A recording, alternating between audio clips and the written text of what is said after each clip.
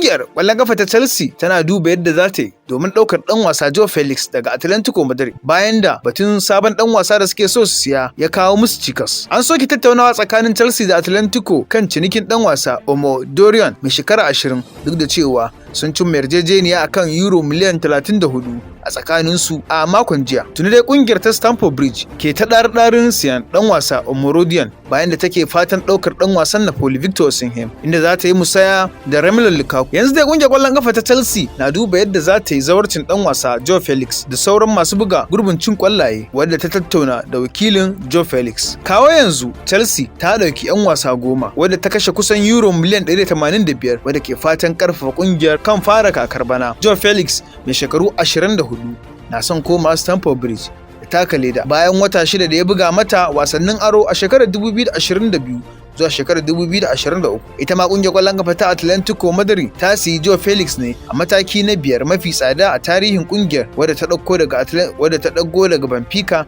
akan euro miliyan 113 lokacin yana da shekara 19 a shekarar 2019.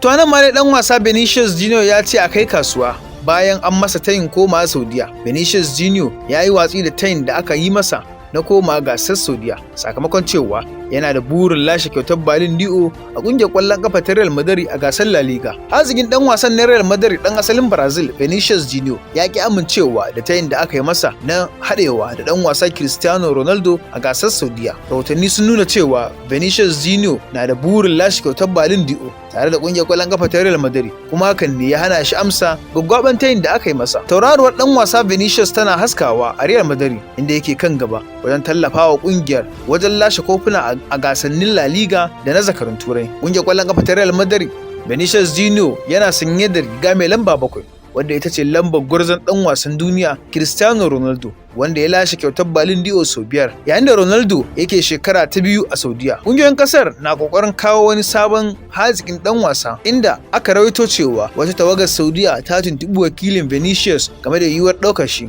Da Vinicius ya zaɓi koma Saudiyya da zai zama babban dan wasa da aka kawo a kakar nan ta bana. Saudiyya dai na da burin haɓaka ƙwallon ƙafa gabanin shirye-shirye maraba da gasar kofin duniya ta shekarar 2023 ta shekarar 2034. Shekarun Vinicius Junior 24 makon tiraginsa ba zai kare a Real Madrid ba har sai shekarar 2027.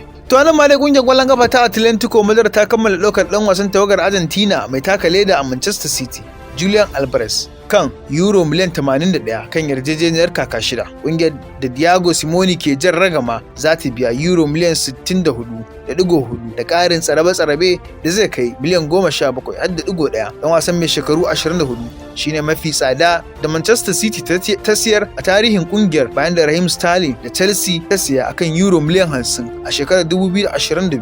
Manchester City dai ta siyo Alvarez daga River Plate ta Argentina kan euro miliyan 14 a Januwarin shekarar 2022.